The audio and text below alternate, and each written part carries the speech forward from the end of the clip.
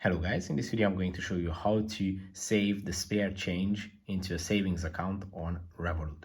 It's quite easy to do. I'm going to show you how to do it. You just have to open up your Revolut application.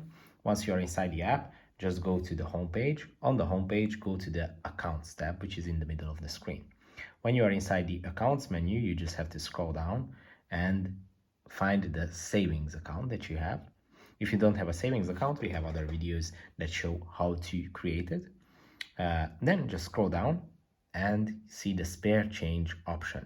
And here you can set up this feature to save the spare change amount into the savings account. You can also add multipliers, so your savings grow faster, but obviously you should consider the fact that it is going to put aside more money, which is going to be taken out of your monthly expenses.